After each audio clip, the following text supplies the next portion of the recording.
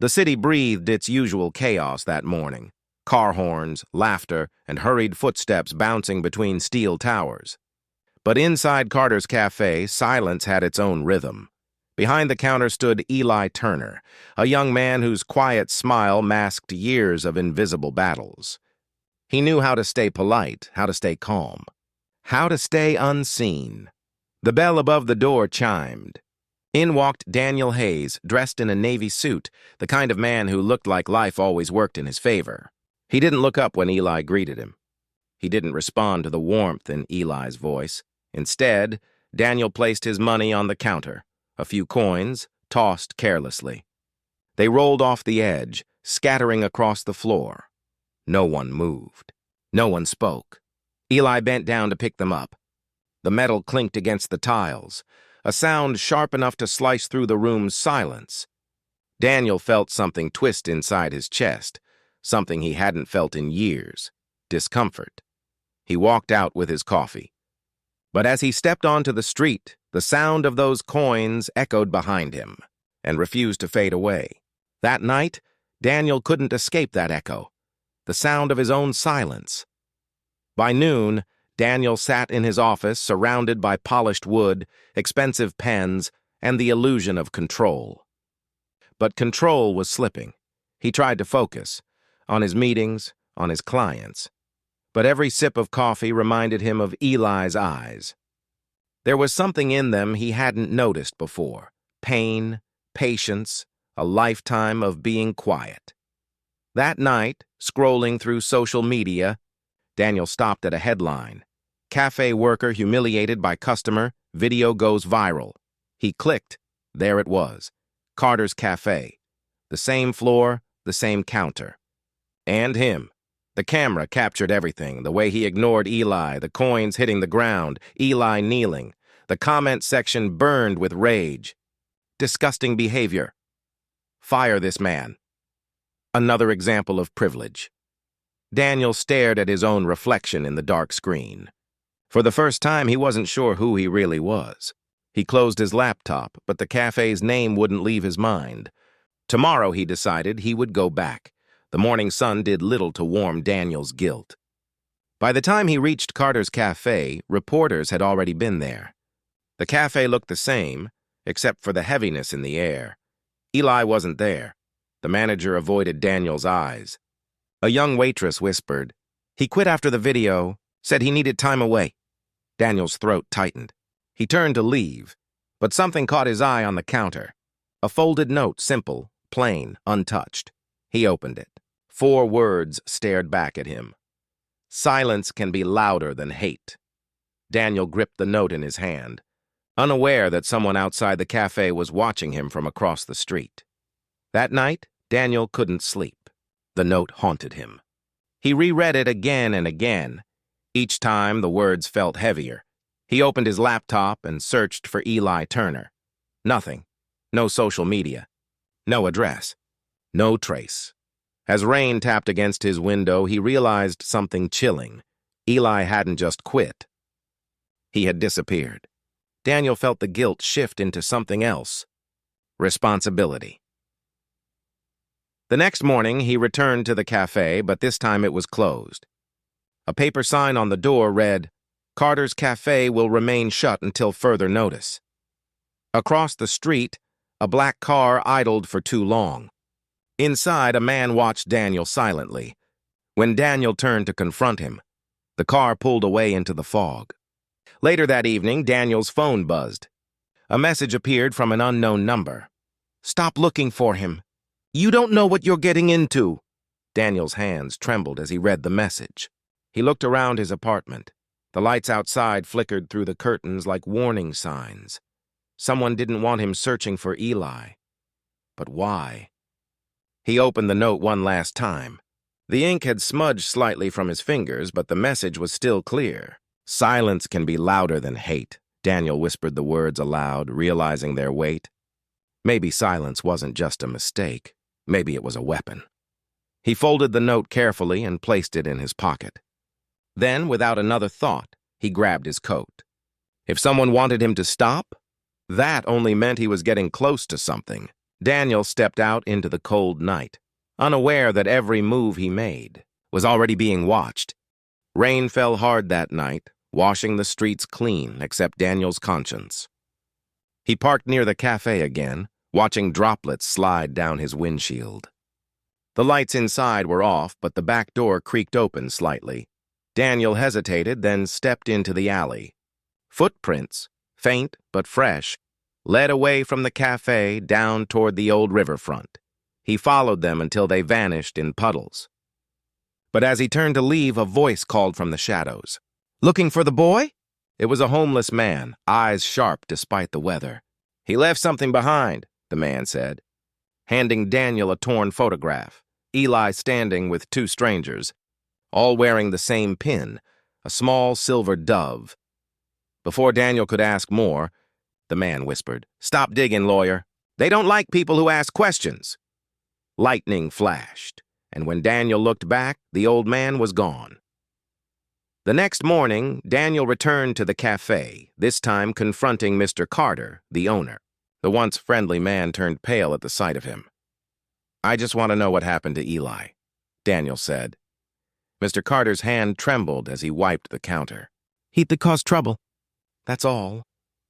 But Daniel's eyes caught something. A hidden camera above the register, still blinking red.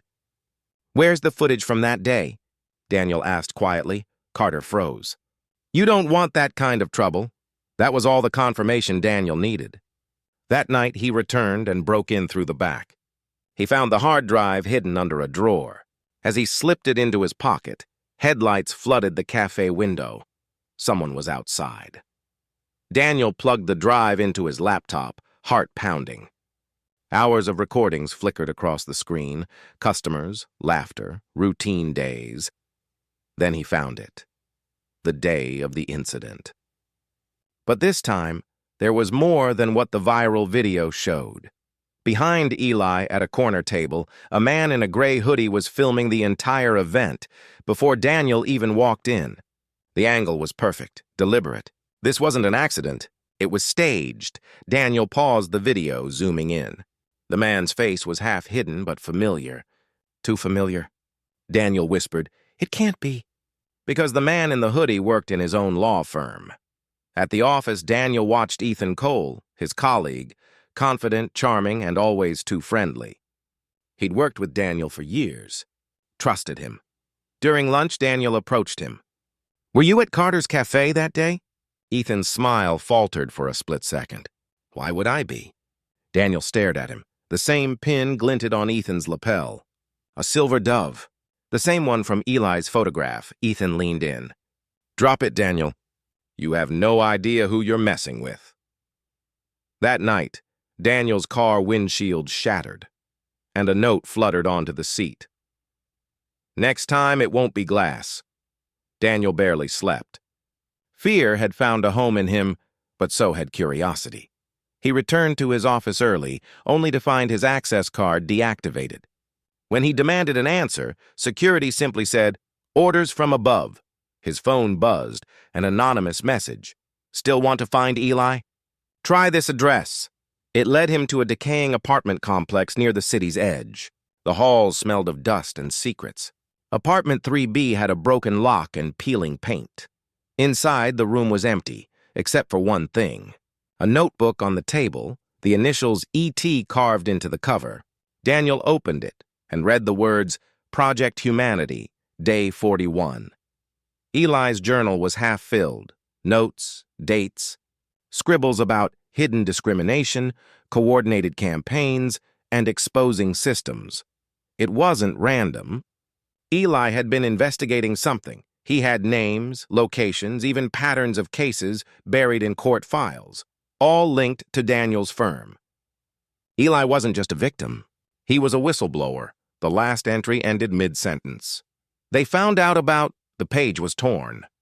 Daniel turned the notebook over and saw a dried drop of blood on the last page.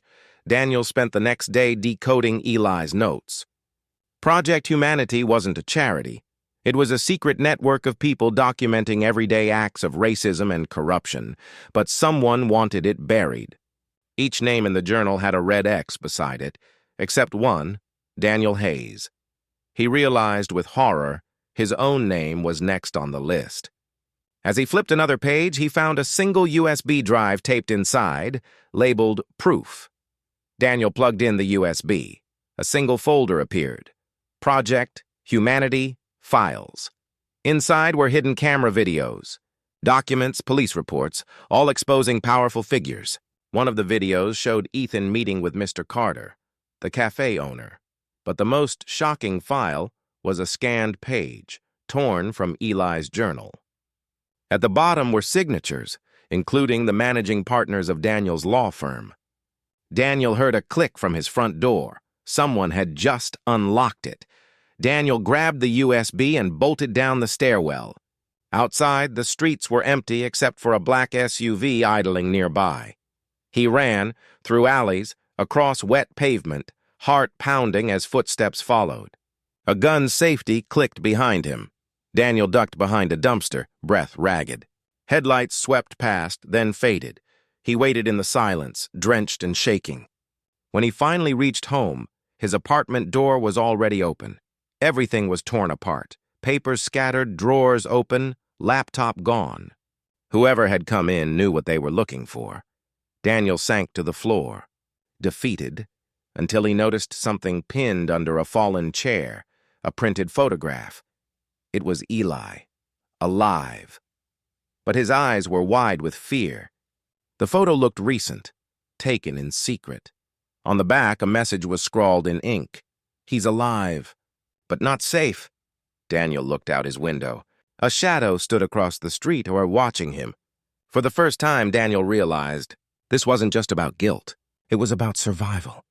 Daniel hadn't slept in 2 days. Every creak in the floor, every passing car light felt like a threat. Then, at 2:43 a.m., his phone rang from an unknown number. He hesitated, then answered. A soft, trembling voice whispered, "Daniel, don't hang up." It was Eli. Daniel froze. "Eli, you're alive." "Shh, they're listening. You can't trust anyone from your firm. They're part of it, the network." Daniel's pulse raced. "Where are you?" "I can't say, not yet. But you need to find a man named Reverend Cole. He knows what they're hiding." The line cracked, static and muffled voices. Before it cut off, Eli said one last thing. Project Humanity started with them, but it was meant for all of us. The call ended, and Daniel realized the number was traced to the same black SUV parked outside his building. The next morning, Daniel drove 2 hours out of the city to a small, crumbling church surrounded by mist. Inside, only one man stood at the pulpit, Reverend Cole, mid-sermon, preaching to empty pews. His words echoed. When silence protects the cruel, speaking up becomes a sin in their eyes. Afterward, Daniel approached him. "Eli sent me." The Reverend froze. "Then you're already in danger." He led Daniel into a dim back room filled with files, photos, and a wall covered in newspaper clippings, all marked Project Humanity. "Eli worked with me," Cole said. He found proof that racism wasn't just on the streets. It was in the courts, the firms, the banks. Hidden in plain sight, Daniel's eyes landed on one photo, his own law firm's logo. "What did they do?" he whispered. Cole's voice hardened. "They profit from injustice. Every wrongful conviction, every manipulated case, they feed the system." Before Daniel could reply, the church windows shattered. A single bullet embedded itself in the wooden cross. Glass rained down as Daniel and Reverend Cole dove for cover. Outside, an engine roared, tires screeching as the attackers fled. Cole grabbed a burned folder from the floor and shoved it into Daniel's hands. "Take this." It's the last piece Eli couldn't expose.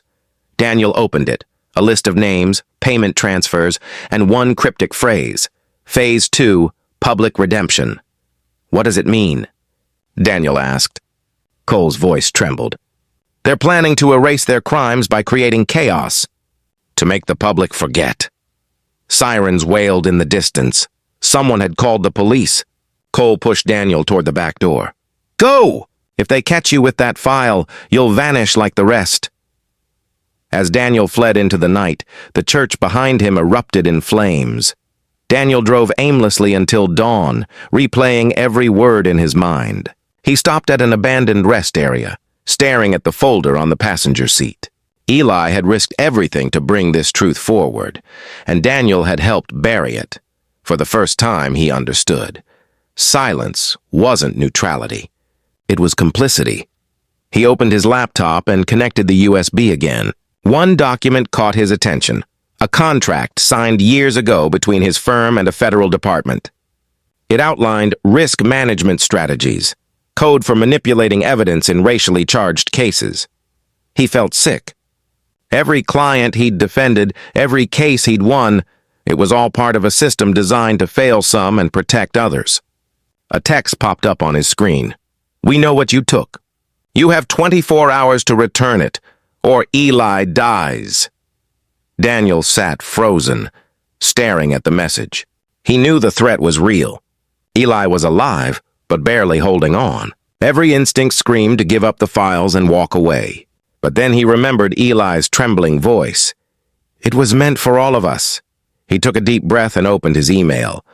Instead of deleting the evidence, he began uploading it to every major news outlet anonymously.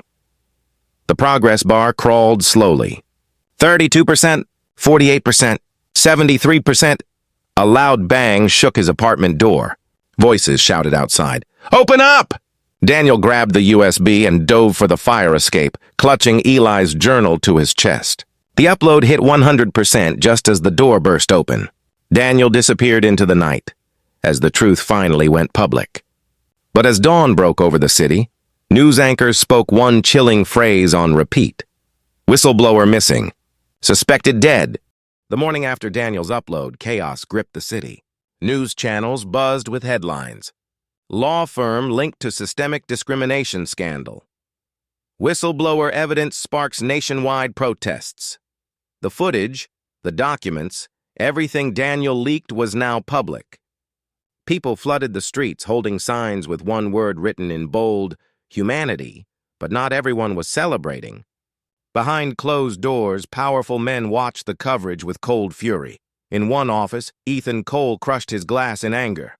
"Find him," he hissed. "If Daniel's alive, this isn't over."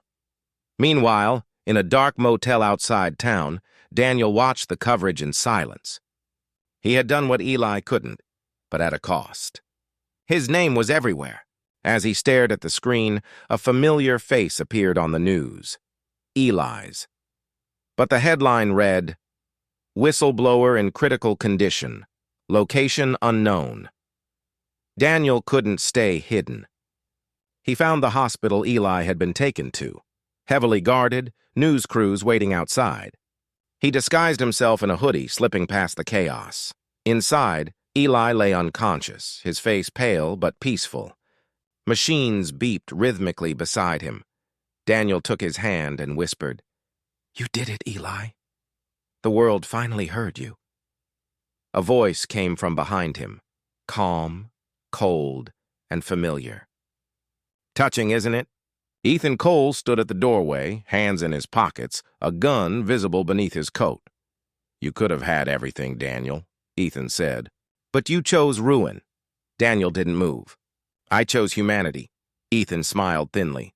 "Then humanity will be your grave." He raised the gun, and a single gunshot echoed through the sterile corridor. Nurses screamed. Security rushed in. Ethan stumbled backward, clutching his shoulder. Daniel had acted first, using the guard's taser he'd grabbed moments before. The weapon clattered to the floor as police stormed the hallway. Daniel raised his hands. "He's the one you want. Check his phone. Check the files." But Ethan's men were already pulling strings. Within minutes, the media twisted the story. Disgraced lawyer attacks colleague in hospital. Daniel was dragged away in handcuffs, shouting, "He's lying! The truth's already out there!" Through the chaos, Eli stirred faintly in his bed. His lips moved, a whisper no one heard. "Don't stop." As Daniel was shoved into the police car, he saw a flash drive fall from Ethan's pocket, the same one Eli had once given him. Weeks later, the world watched as the state versus Daniel Hayes began. Prosecutors painted him as a rogue lawyer seeking fame. But outside the courthouse, thousands gathered, chanting his name, holding signs that read, "Truth is not a crime." Journalists replayed his leaked evidence daily. Whispers grew into outrage. Slowly, the narrative began to shift. Then, an anonymous package arrived at the judge's office, containing the missing flash drive. It held recordings of Ethan's calls, internal firm memos, and proof that Daniel had told the truth all along. When the judge struck the gavel, the courtroom fell silent. "Mr. Hayes," she said softly, "the court owes you an apology." Daniel was cleared of all charges, but his first words weren't of victory. He simply asked, "Where's Eli?" Daniel walked through the hospital garden where Eli had been moved. Spring sunlight painted the world gold again. Birds sang free and unafraid. Eli sat in a wheelchair, weak but smiling. "You made them listen," he said. Daniel shook his head. "We did. Humanity did." Eli looked up at the sky. Maybe it didn't fail after all. It just needed someone to remind it. As they sat in silence, a group of young volunteers passed by, carrying signs with the dove symbol, now the logo for a new movement. Project Humanity. Speak, stand, heal. The same words appeared on screens across the city, replacing headlines of fear with hope. Daniel smiled faintly. "This isn't the end." Eli nodded. "No, it's the beginning." A phone buzzed in Daniel's pocket. Unknown number. A single message. "They're rebuilding." "Are you ready for the next fight?"